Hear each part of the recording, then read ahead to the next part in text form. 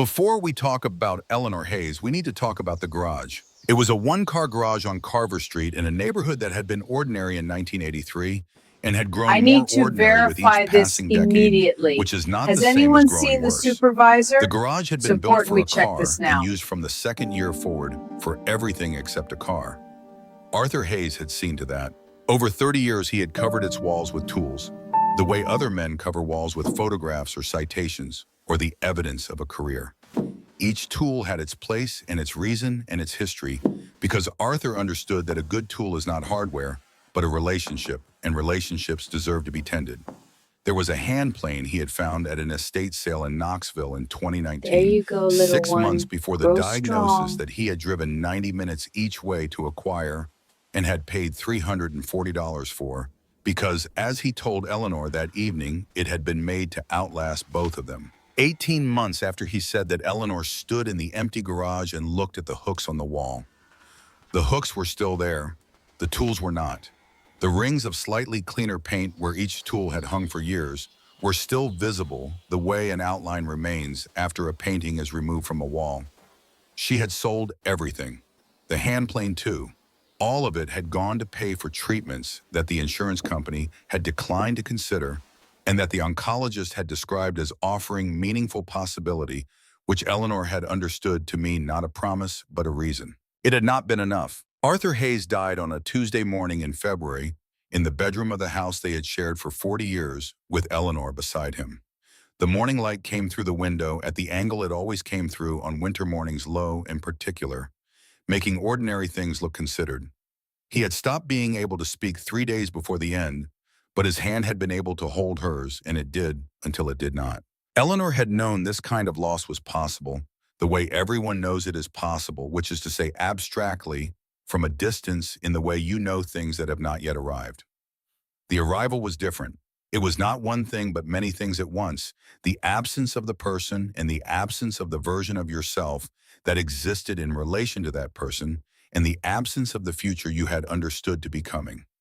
All of it present in the same moment as the silence in the bedroom and the particular angle of the February light. She gave herself 1 month to not function. She received the casseroles and answered the phone calls and deflected the questions about what she would do next with the honesty of someone who did not know and had decided not to pretend otherwise. Her son Daniel called from Atlanta with the careful practicality of a man who processes difficulty by calculating it. Her daughter Catherine called from Portland with a grief that was genuine and deep, but that had the effect of requiring Eleanor to manage two sorrows, at once her own and her daughter's, which she did without resentment and without mentioning that she was doing it. The letters from the bank resumed in March. She had known they would. She had filed them in a folder in the kitchen desk labeled in her careful handwriting, "Bank," as if a plain name might keep the thing from becoming what it was becoming. The refinanced mortgage. The personal loan secured against the equity they had spent 30 years building. The medical credit account. The balance on the card that had covered the months when the other sources had run out. She called Daniel in April.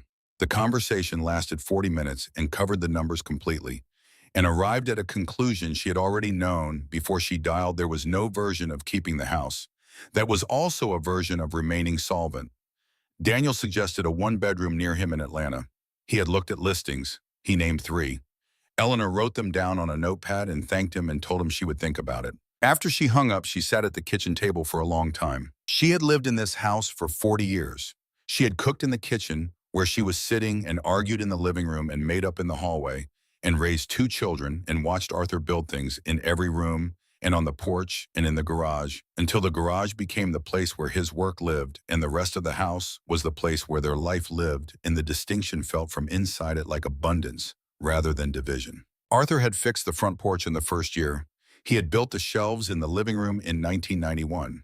He had made Eleanor a cabinet for the bedroom in 1997 for her 40th birthday, with drawers that slid without effort, and she had used it every day since and thought about the drawers every time she opened them, without knowing she was thinking about them the way you think about craftsmanship when it becomes the background of your life. She looked at the notepad with the 3 addresses Daniel had given her. She did not throw it away.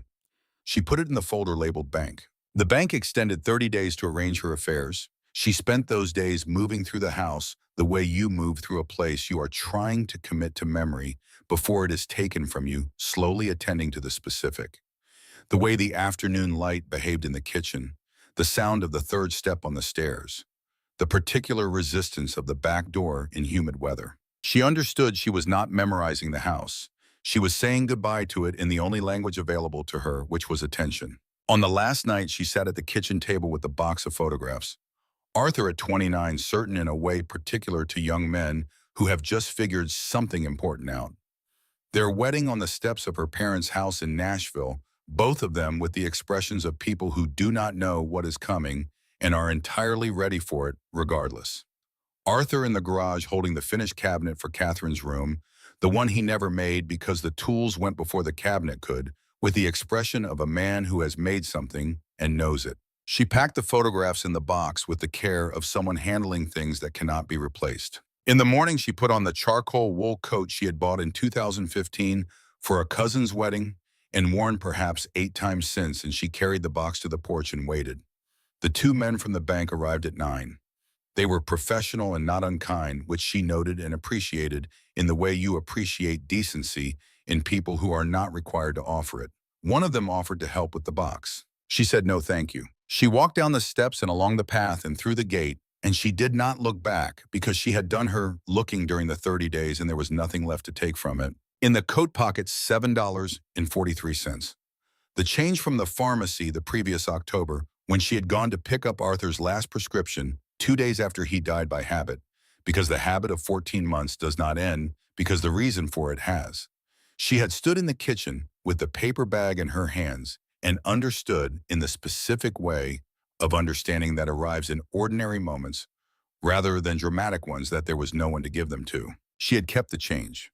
She was not entirely certain why. It felt like the kind of thing you do not throw away. It had stayed in the pocket of that coat through everything that followed. The extended stay motel on Route 9 was 12 miles from Carver Street and charged by the week. Eleanor had been there 11 days when she found the notice. It was in the Harlan County Gazette, a free weekly the motel left in a stack near the ice machine. She picked it up without particular intention, the alternative being the television she had been leaving off. Government land disposal auction. Harlan County properties surplus and condemned. Saturday, May 14th, County Fairgrounds. 14 properties listed.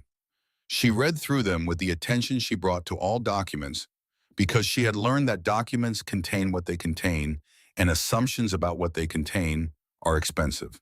The first 13 were described in the clipped language of official notices: acreage, parcel numbers, minimum bids. The 14th was different. Parcel 14. 2.3 acres with structure. Ridge Road approximately 11 miles east of town. Structure condemned, County Order 2018. Minimum bid not established. Note property classified non-recoverable. No utilities. Access road unpaved and seasonal. She read that paragraph 3 times. Non-recoverable. She understood what that meant in the language of county administration. It meant the property had failed to find a taker through every available process.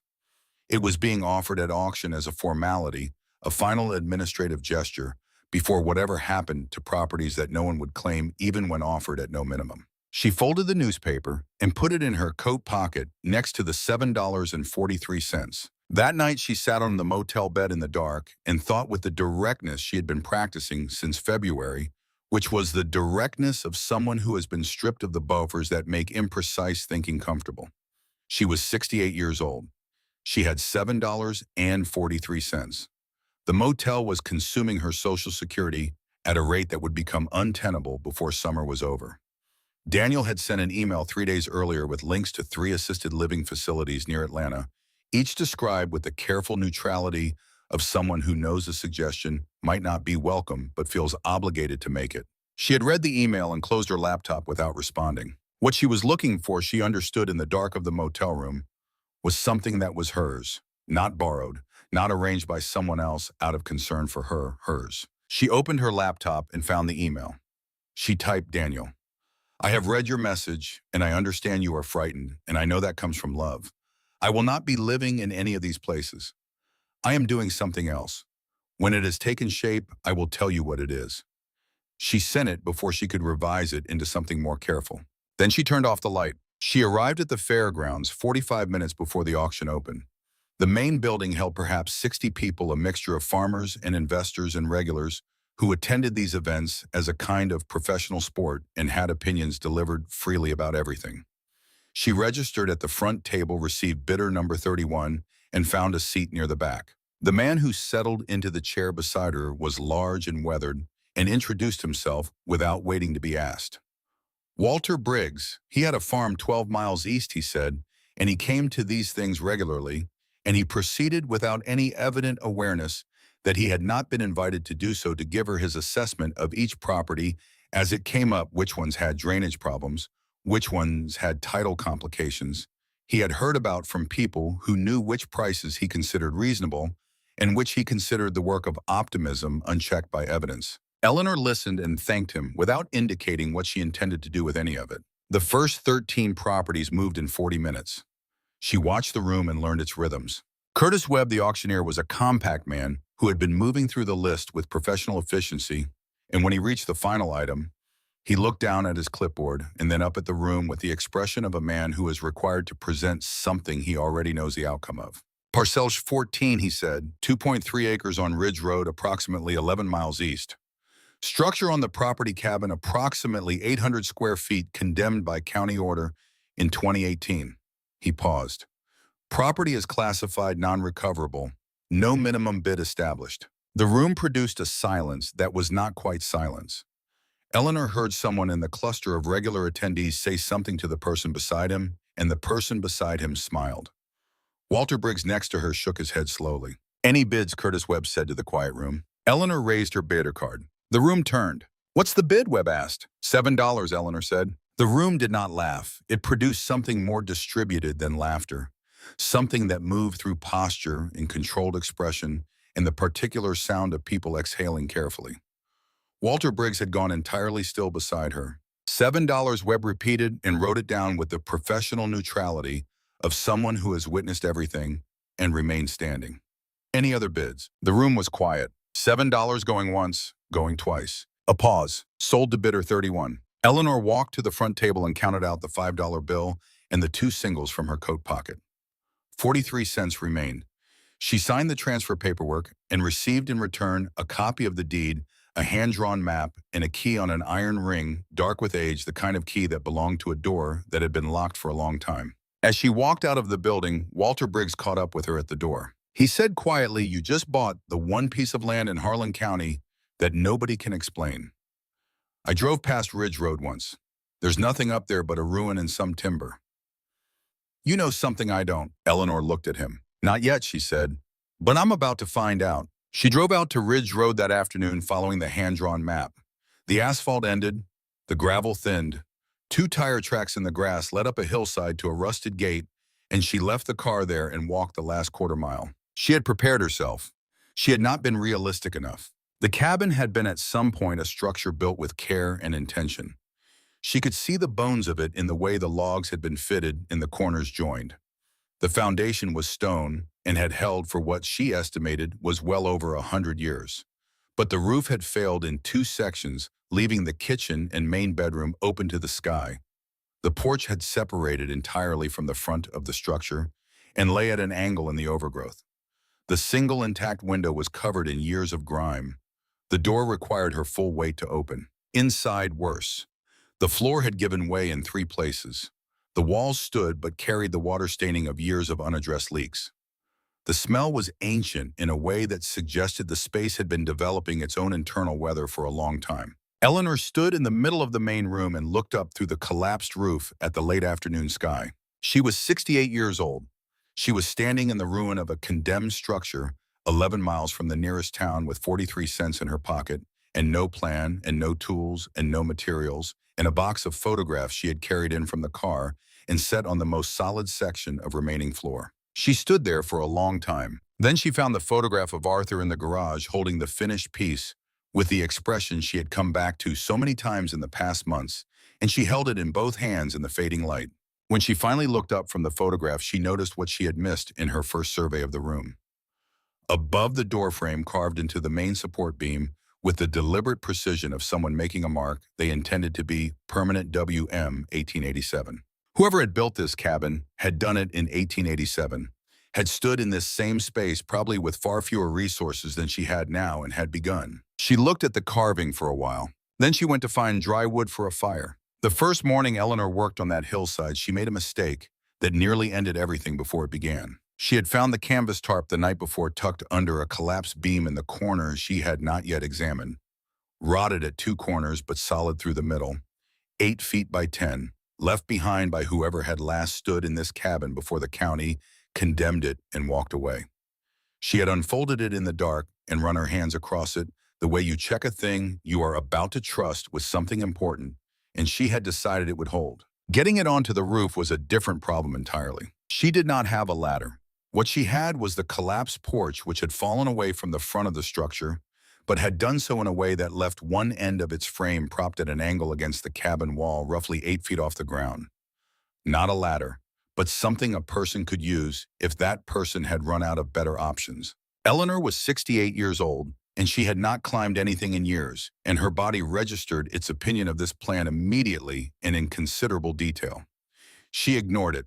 She got the tarp rolled and tied with rope from the supply run she had planned for the next morning, slung it over her shoulder, and started up the angled frame in the gray light before full dawn. She made it 6 feet before the frame shifted. It did not collapse.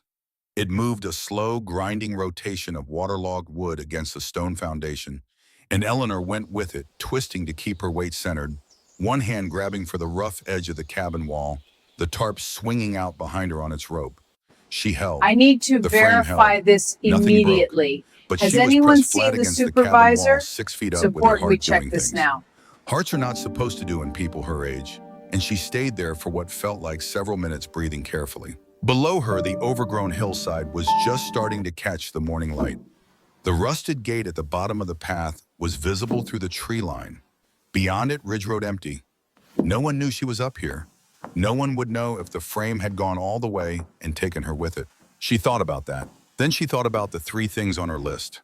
The tarp was item 1. She There you finished go, little climbing. one. The tarp Grow went up strong. in another 40 minutes, secured with rope looped through holes.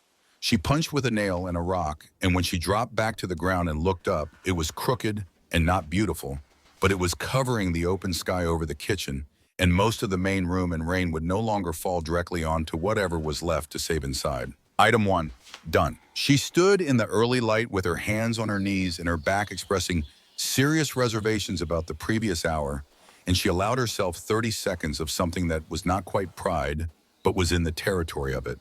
Then she made a fire-heated water she had brought from the motel, drank it with instant coffee, and began planning the drive into town. The hardware store in Harland opened at 7. Eleanor was there when they unlocked the door. She spent $340 from her April Social Security deposit on a tarpaulin, rated for 3 seasons, a folding handsaw, a hammer, a box of mixed nails, 2 coils of rope, a pry bar, 2 5-gallon water jugs, a hand pump for the creek she had heard but not yet confirmed the night before, a week of canned food, a box of matches, and a sleeping pad that the young man behind the counter told her was rated for temperatures down to 20 degrees. She did not tell him what she was using it for. He did not ask. When she got back to the property and hiked up to the cabin with the first load, she stopped at the top of the path and stood for a moment looking at the tarp she had put up in the dark.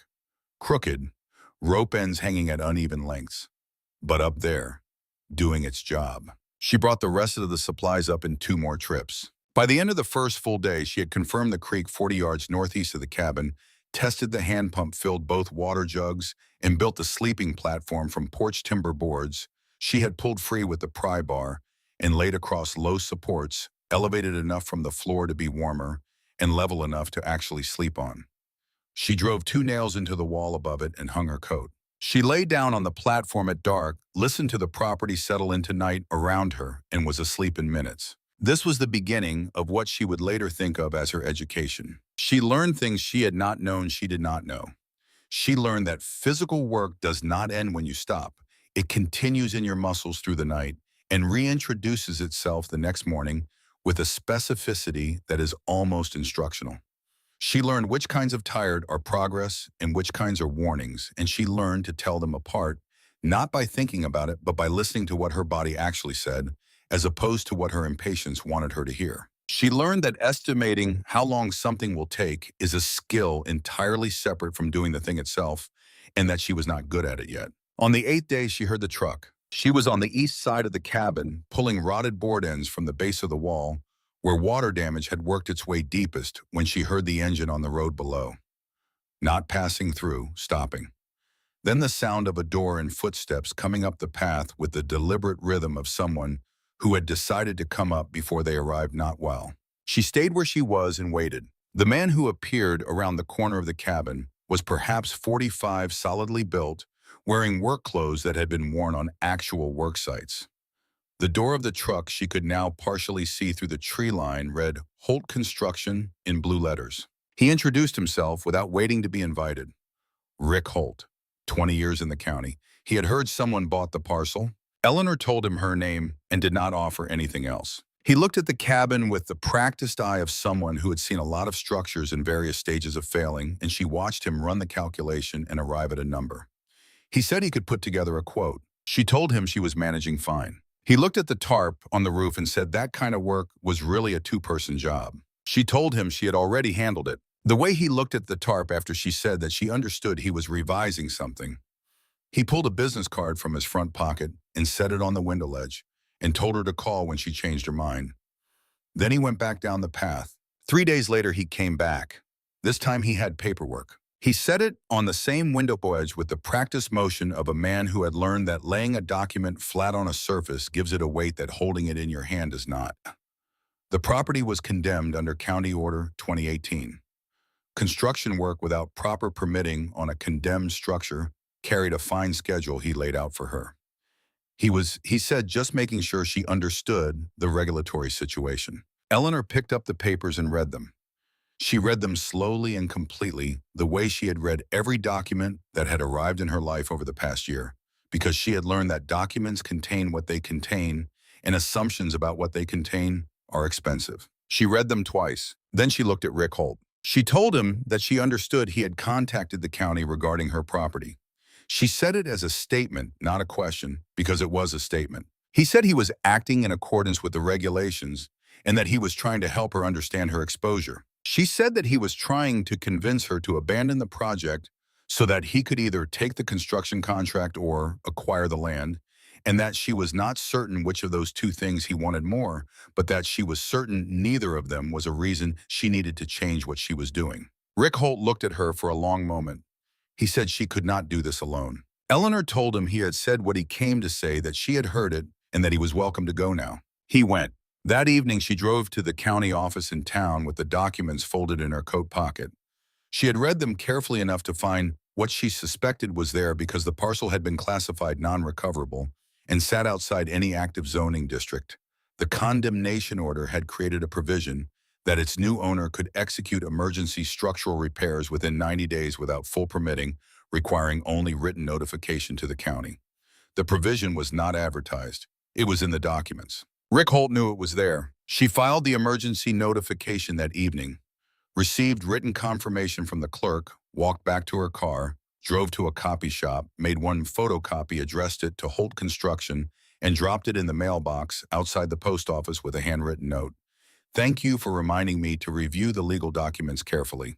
E. Hayes. She drove back up Ridge Road, feeling something she recognized from the years of caring for Arthur, through the parts that required strategy, the specific steadiness of a person who has just secured their ground. 10 days after that, she found the door in the floor. She had been working through the flooring systematically, starting from the walls and working toward the center, testing each board, pulling the ones that had failed and recording in her mind which ones were surface rot and which were structural.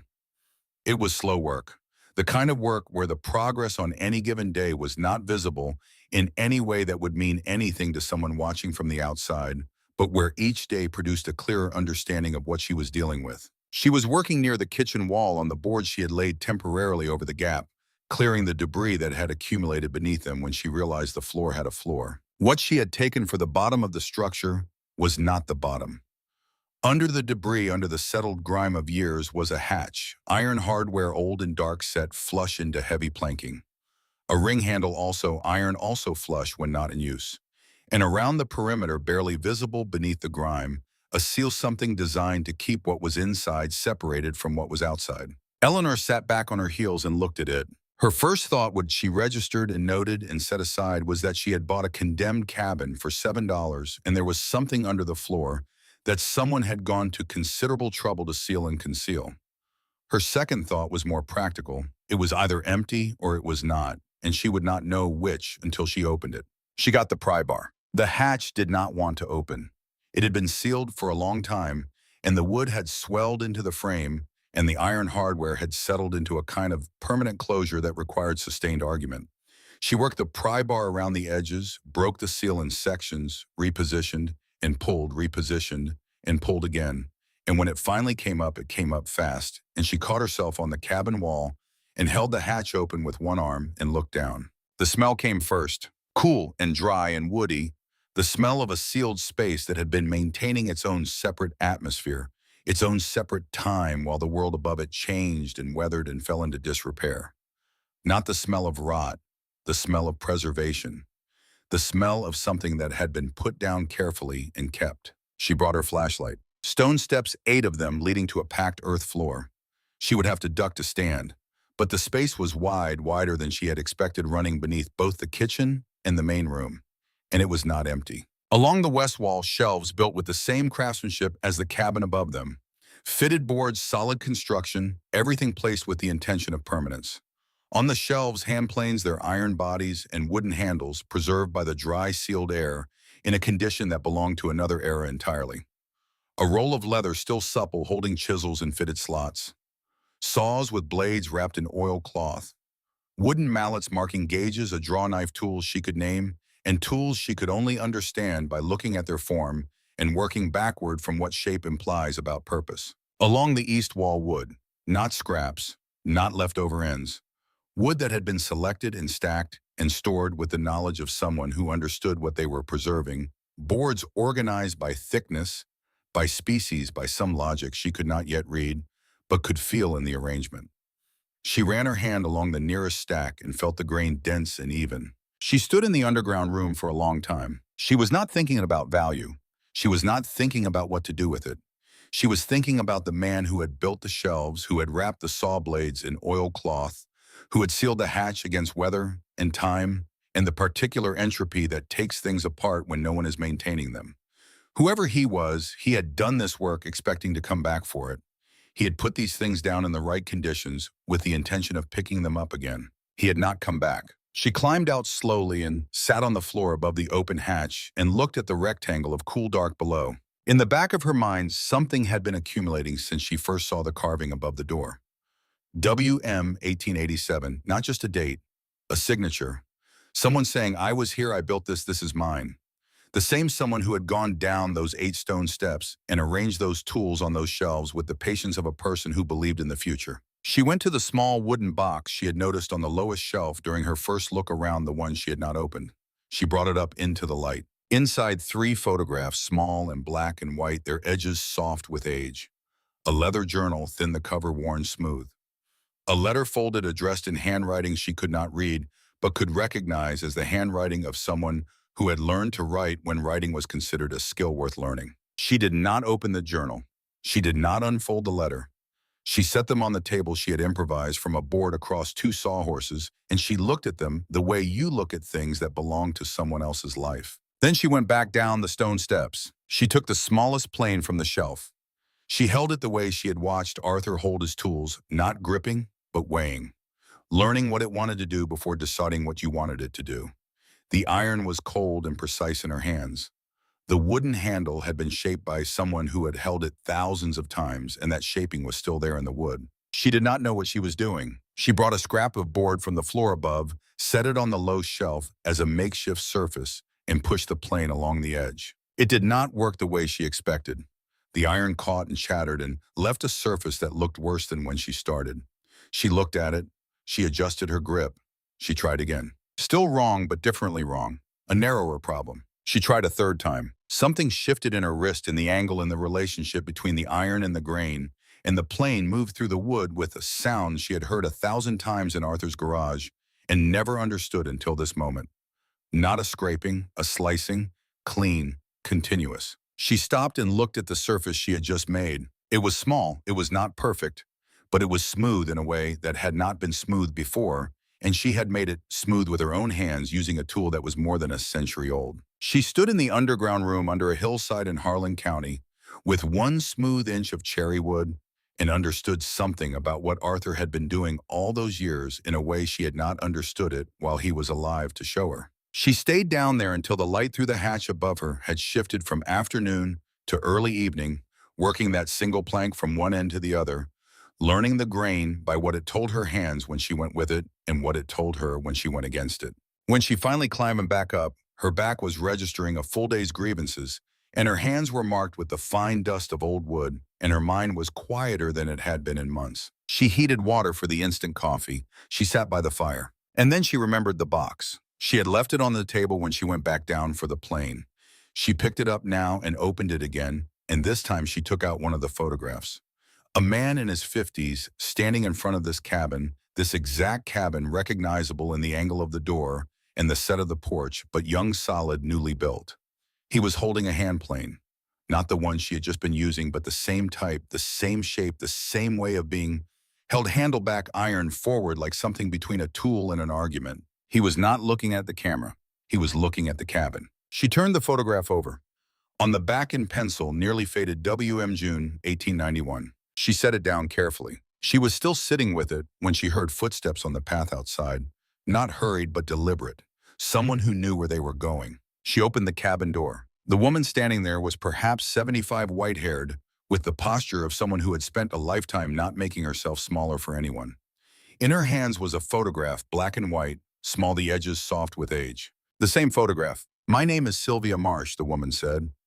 "My father built this cabin in 1887. His name was William Marsh." She looked at Eleanor steadily.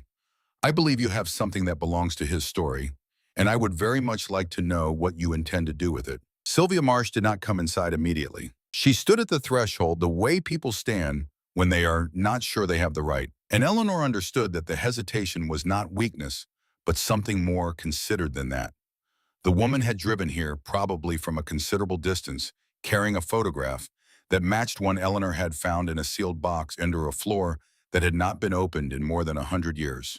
That kind of journey deserves a moment at the door. Eleanor stepped back and held it open. They sat across from each other at the improvised table, the board across, sawhorses, the box between them, the three photographs laid out flat in the evening light coming through the single clean window.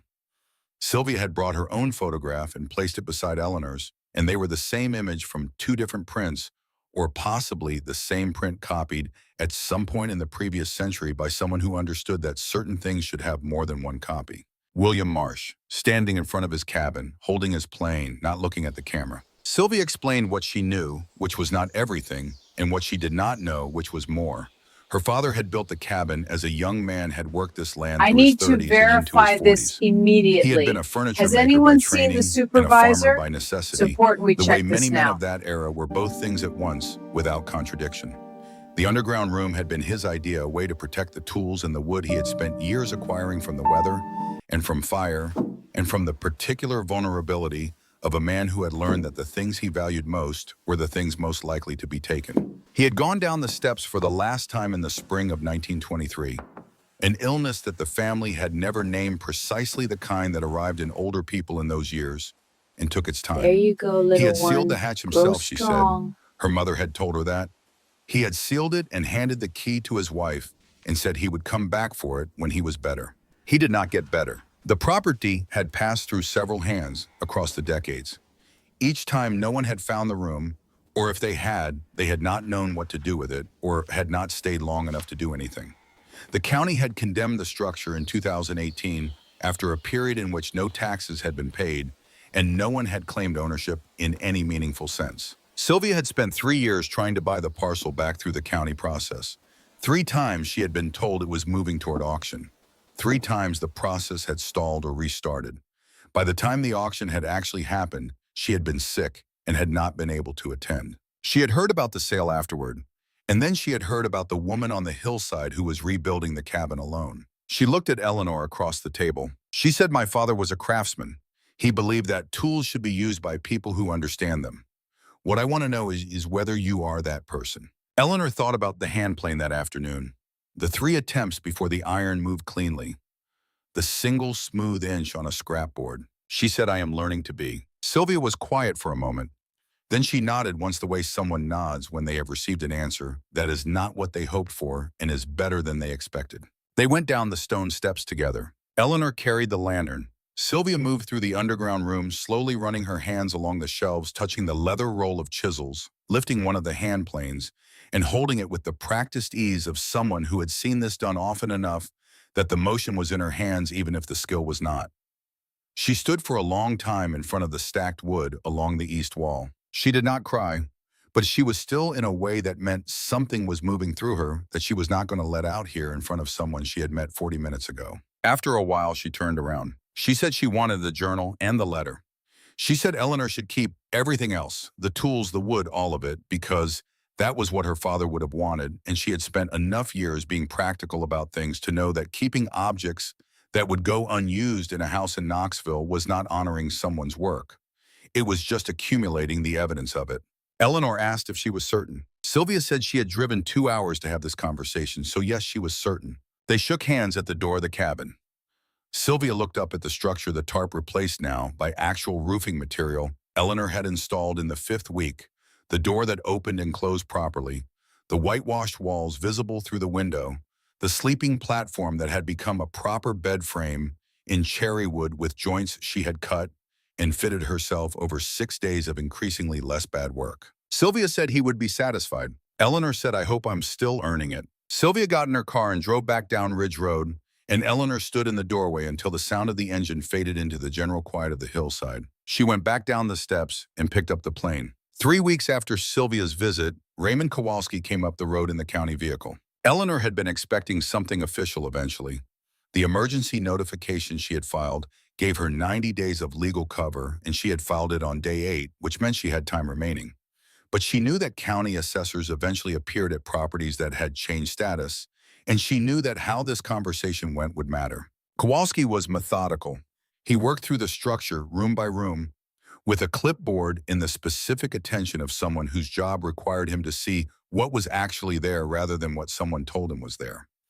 Eleanor followed him and answered his questions and did not volunteer information he had not asked for, which was a practice she had developed over the previous months of dealing with people who arrived at her property with agendas she had not been consulted about. He spent a long time in the main room. He looked at the floor she had milled and laid. He looked at the walls.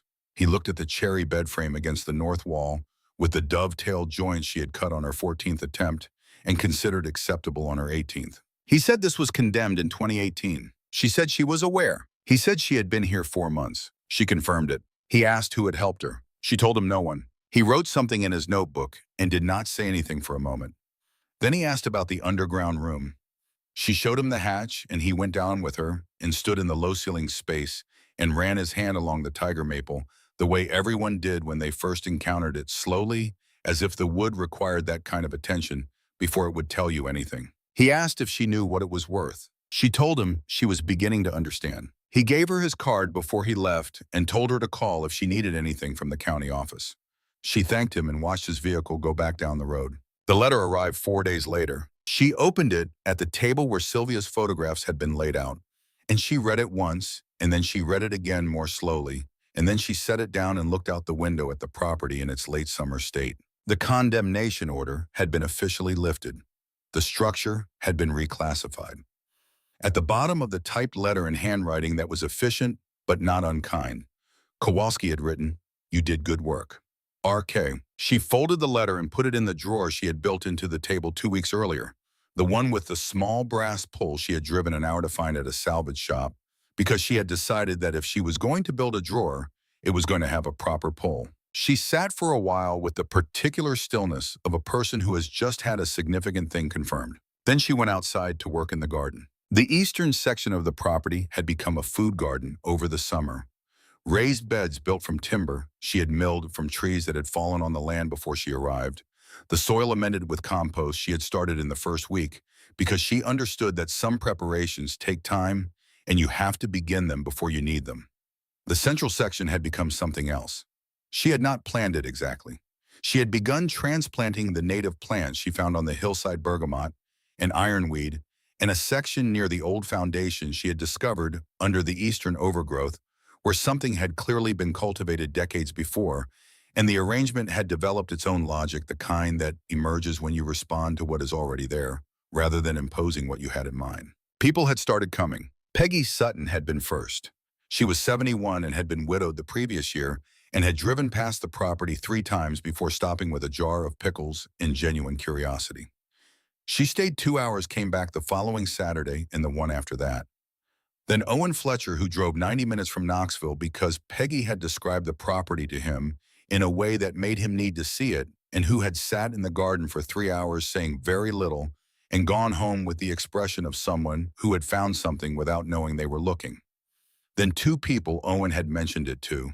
Then a man named Bernard Ashworth, who was 70 years old and had spent 40 of those years dealing in antiques before his knees had suggested he slow down, and who arrived with the specific attention of someone who has trained himself to look at things carefully and evaluate them honestly. Bernard spent most of a morning in the underground room. When he came back up, he sat on the step outside the cabin and told Eleanor what she had. He was not a man who inflated things for effect, and he did not inflate this. The tools were museum quality. The wood was not replaceable at these dimensions because the forest that had produced it no longer existed. What he called, with the understatement of someone who had learned that precise language serves better than dramatic language, a significant collection. Eleanor asked him what she should do with it. He said that was entirely up to her. Then he said, "But I will tell you what I would do. I would teach." He picked up the small walnut box she had left on the step, the one with the fitted joints she had cut on her 3rd attempt. He opened it. He closed it. He ran his thumb along the corners. He asked who had made it. She told him. He asked when. She told him. He set it down on the step carefully with the consideration you give something that has earned consideration. He said, "Then you have something real to teach." October came in across the Tennessee hills with the particular quality of light that belongs to that month, lower and more amber than the summer had been, making the property look different in the mornings, older and more settled, as if the season itself was confirming something. Eleanor was in the garden on a Thursday morning, doing the last planting of the year alongside Peggy, who had taken to appearing on Thursday mornings with such regularity that Eleanor had stopped being surprised by it and started being glad. She saw the silver sedan before she recognized the man. The car came up the dirt road and stopped at the bottom of the property, the way it had stopped in front of the house on Carver Street 14 months earlier. Eleanor's hands went still in the soil. She did not stand up immediately. She noticed what was happening in her chest and observed it with the careful attention of someone taking inventory rather than someone being overtaken. It was not fear. She had been afraid of things this year, the first night, the moment on the angled porch frame, the day she had found the floor rotted through in a 3rd place, and sat for an hour with the arithmetic of what remained and what she needed. But what she felt looking at the silver sedan was something else. Clarity, maybe. The specific alertness of someone who knows what is coming and has already decided how to meet it. She handed Peggy the trowel and said she would be back in a few minutes. Harold Sinclair had aged, or the months had rearranged themselves on his face in a way that made him look like someone who had been doing something difficult. He got out of the car and stood looking up the hill at the cabin and at the garden and at Eleanor coming down the path toward him, and something moved through his expression that she watched without trying to interpret. She said his name. He said hers. He looked at the property once more before he spoke. Then he delivered what he had come to say with the practiced efficiency of a man who had delivered versions of this speech many times, which she supposed he had. The property had come to the attention of certain people. Word traveled as it did. He represented a group of investors who recognized potential, and he named a number. She let him finish. She told him she appreciated him making the drive. He nodded, taking this as the prelude to negotiation that it would have been in most conversations he had. She understood that about him without resenting it. He operated in a particular language, and he had been speaking it long enough that he sometimes forgot there were others. She told him that when he had come to Carver Street, she had understood he was doing his job. She told him she did not hold it against him. She paused. Then she told him what she wanted him to understand. She said, "What I have here is not an investment. It is not a collection in the sense that interests your clients. It is not potential waiting to be realized by people with capital." She looked at him steadily. She said, "This is a home. It is the place where I learned that I could trust what I know and trust what my hands can do, which I had forgotten for a while. It is a place where people come when they need somewhere quiet and honest to be. She said you cannot purchase that. You could not the first time, and you cannot now. Harold Sinclair stood very still. He was not a bad man. She had decided this while watching his face. He was a man who had spent a long career inside a system that asked him to see people as positions on a balance sheet, and he had done it for long enough that the habit had become so natural, he no longer noticed it operating. She did not need him to understand the cost of that. She only needed him to understand that she was not available. She said, "I am not interested in selling any of it." He was quiet for a moment. He looked at the cabin, he looked at the garden, he looked at Eleanor. He said, "It is remarkable what you have done here." She said, "It took longer than I expected." He said, "Most things do." He got back in the silver sedan and drove down Ridge Road, and Eleanor watched the car until it disappeared around the curve where the road bent through the tree line, and then it was gone. Peggy had come to stand a short distance behind her, not intrusively, just present. Eleanor told her someone had wanted to buy. Peggy asked what she had said. Eleanor said she had said no. Then she turned back up the hill. She told Peggy they should finish the planting before the light changed. They walked up together. That night, she called Daniel. She had not planned the timing. She had been sitting by the fire after Peggy left, and the property was quiet in the particular way it got quiet on October evenings, when the insects had mostly stopped, and the wind came down from the North Ridge with a different quality than it had in summer. And she picked up the phone. He answered on the second ring. She heard the carefulness in his voice immediately, the way he said her name when he saw her number, as if he were preparing for a range of possibilities. She told him she was fine. She told him she wanted to tell him about the property. And she did. Not all of it. Some of it was still forming, still too new to hand to anyone else. But she told him about the cabin and the underground room and what she had found there. She told him about the hand plane and the walnut box and the cherry bed frame. She told him about Sylvia Marsh and her father's photograph. She told him about Bernard and what Bernard had said about teaching. She told him about the letter Arthur had left in the wedding photograph. Daniel was quiet for a long time. Then he said he was sorry about the email, the one with the assisted living facilities. She told him she knew he had been frightened. She told him that was a reasonable thing to have been. He said he was still frightened sometimes. She said that was also reasonable.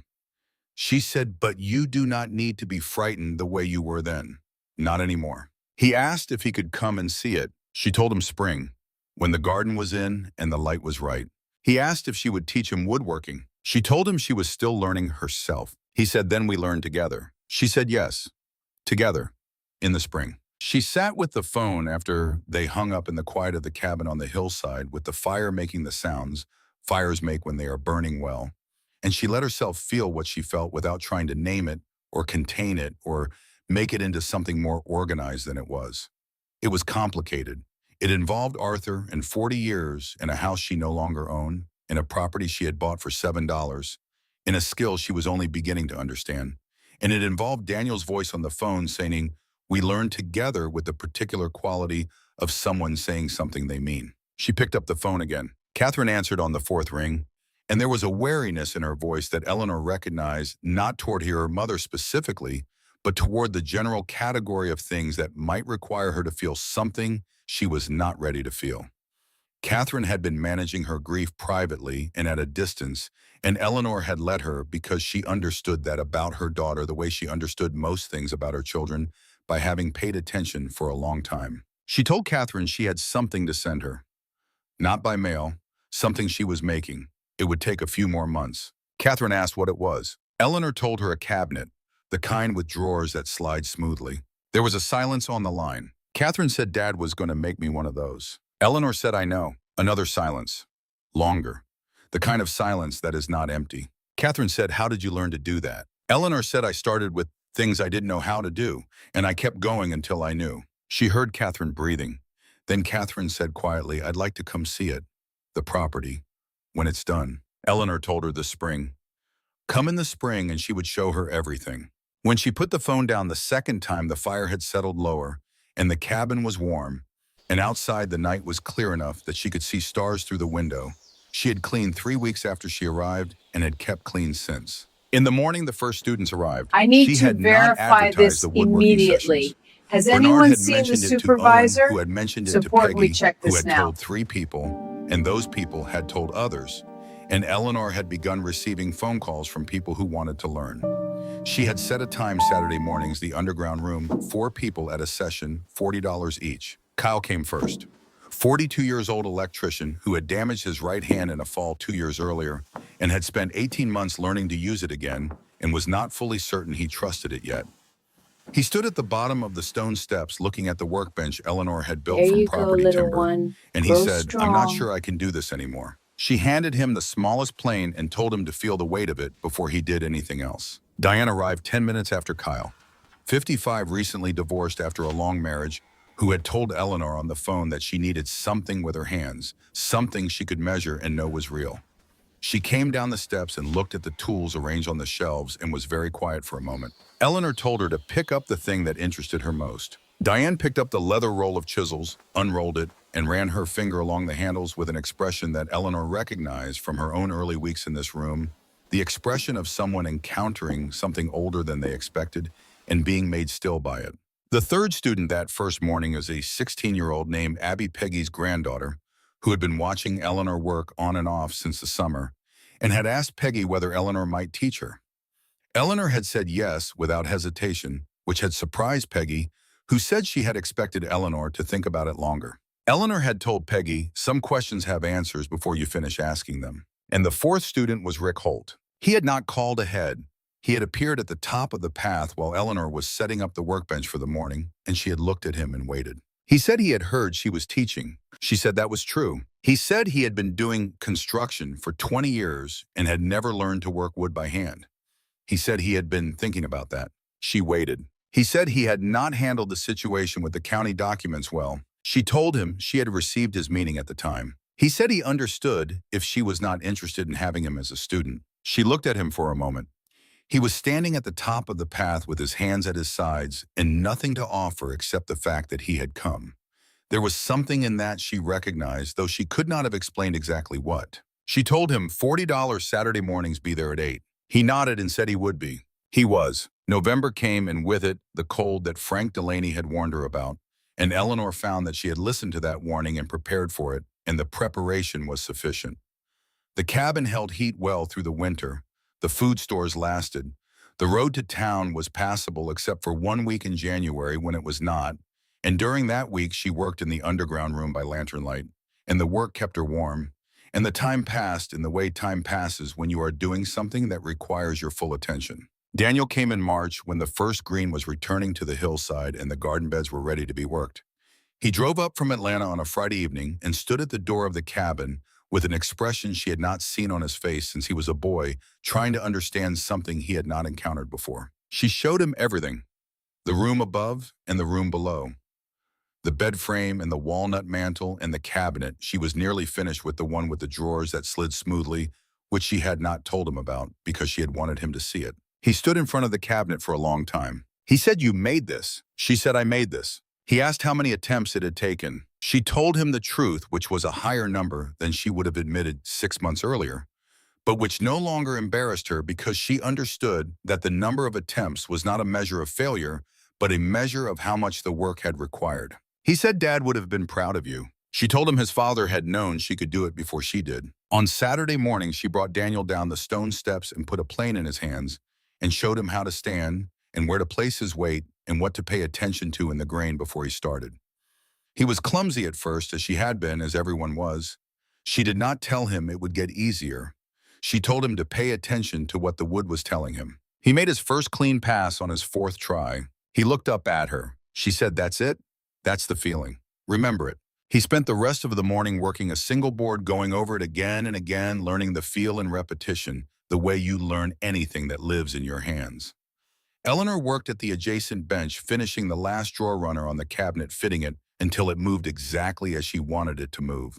The afternoon light came through the hatch opening above them at an angle that lay across the workbench, and the tools and the patient wood and the underground room smelled of sawdust and lantern oil, and the particular clean, dry smell it had always had, the smell of things kept properly. Eleanor fit the last drawer into its runner and slid it open and slid it closed. It moved without catching. Smooth and exact, the sound of wood fitted well against wood, the sound of something made correctly. She stood with her hand on the drawer pull for a moment. Arthur had said in the garage that day that he had intended to make Catherine a cabinet with drawers that slid smoothly. He had said it once and they had not discussed it again. But she had carried it the way she carried most things not talked about, not forgotten present. She looked at her hands on the cabinet she had made. They were different hands than the ones that had walked away from Carver Street in October. The skin was rougher. The movements were more considered.